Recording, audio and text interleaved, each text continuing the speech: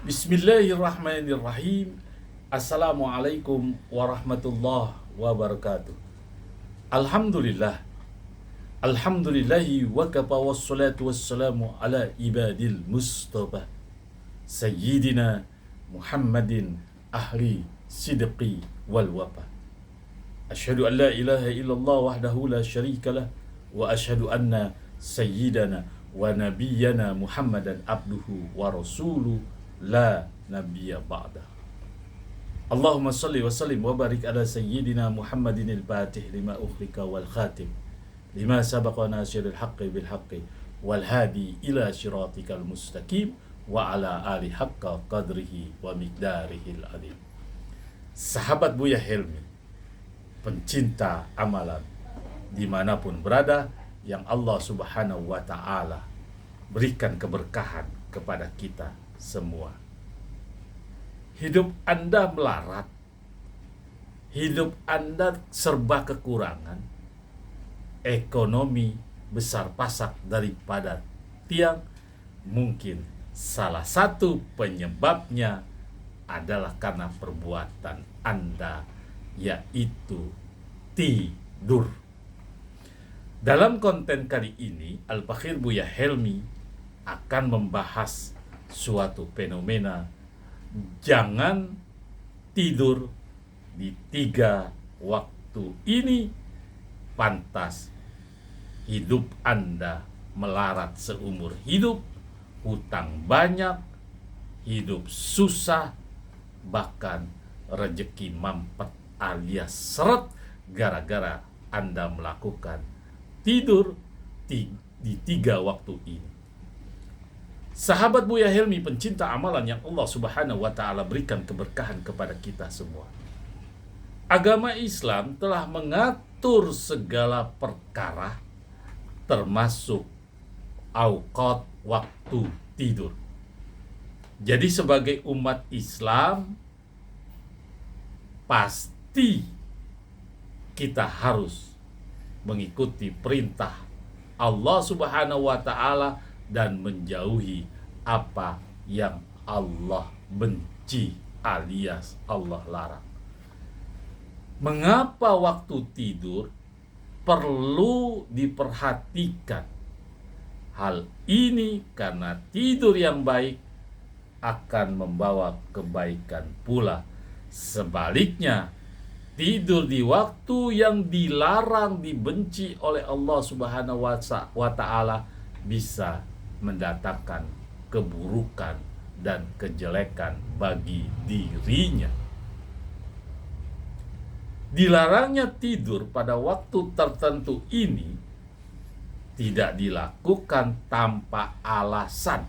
Pasti Allah subhanahu wa ta'ala, agama Islam mempunyai alasan dan mempunyai dasar hukumnya.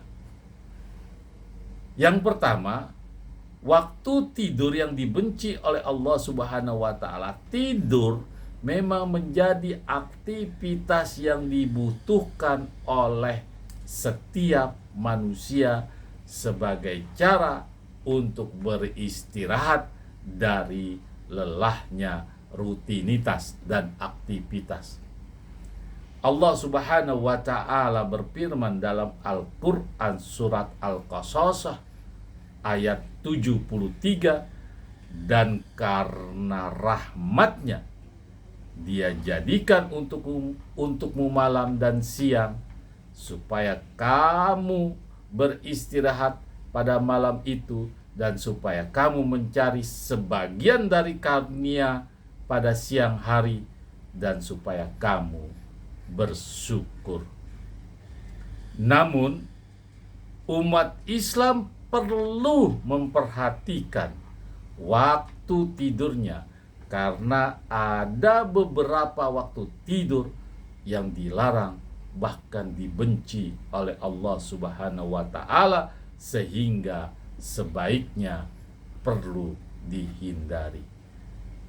Sahabat Buya Helmi, pencinta amalan yang Allah subhanahu wa ta'ala berikan keberkahan kepada kita semua, adapun waktu tidur yang dibenci oleh Allah Subhanahu wa taala dalam ajaran Islam, yaitu yang pertama, tidur setelah sholat subuh. Yang pertama, Al-Fakir ulangi, tidur setelah sholat subuh.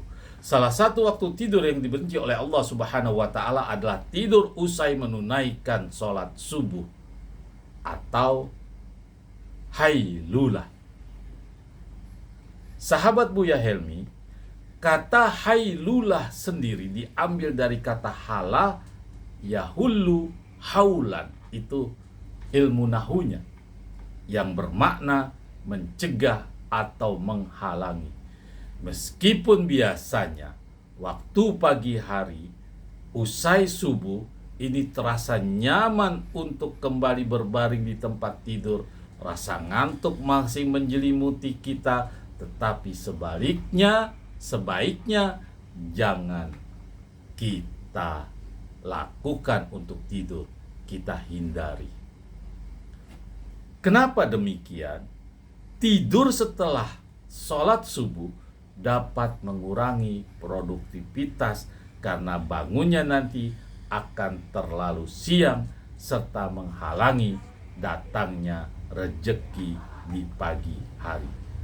Makanya kata orang tua kita ini, rejeki kalau bangun siang, rejeki dipatok ayam.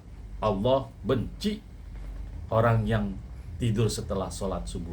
Padahal Rasulullah Shallallahu Alaihi Wasallam telah berdoa kepada Allah Subhanahu Wa Taala untuk umatnya dalam hadis yang diriwayatkan oleh Abu Daud, ya Allah, berkahilah umatku di waktu pagi. Diriwayatkan oleh Abu Daud. Itu doa Rasulullah Shallallahu Alaihi Wasallam. Dalam riwayat yang lain, Rasulullah Shallallahu Alaihi Wasallam bersabda, apabila engkau telah selesai sholat subuh, janganlah kamu tidur tanpa mencari rejeki. Hadis diriwayatkan oleh Imam Tabrani. Itu anjuran Rasulullah Shallallahu Alaihi Wasallam. Sementara dalam kitab Madarijus Salikin, Ibnu Qayyim telah berkata tentang keutamaan awal hari dari makruhnya menyia-nyiakan waktu dengan tidur. Beliau berkata, termasuk hal yang makruh bagi orang saleh, orang yang soleh, seorang ulama, orang yang rajin ibadah karena tidur, karena sholat subuh dengan terbitnya matahari, waktu tersebut sangat berharga sekali. Pagi hari adalah awal hari dan sekaligus sebagai kunci dari keberkahan.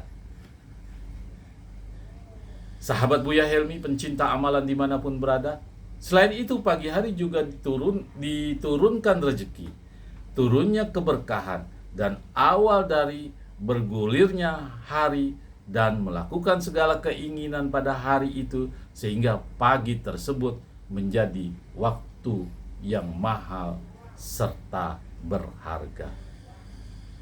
Selain itu, Ibnu Qayyim Jauziyah juga menjelaskan tidur setelah sholat subuh sangat berbahaya bagi tubuh kita karena melemahkan dan merusak badan, karena sisa-sisa metabolisme yang seharusnya diurai dengan berolahraga atau beraktivitas pada pagi hari.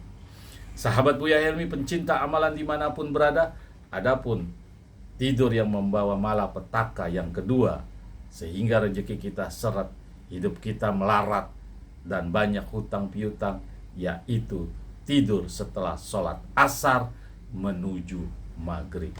Waspadalah itu.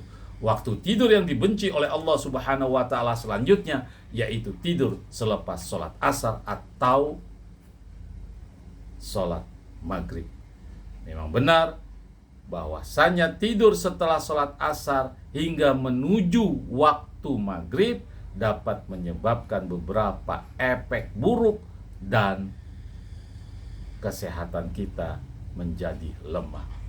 Misalnya menimbulkan penyakit, memicu stres, bahkan membuat seseorang menjadi linglung atau gila.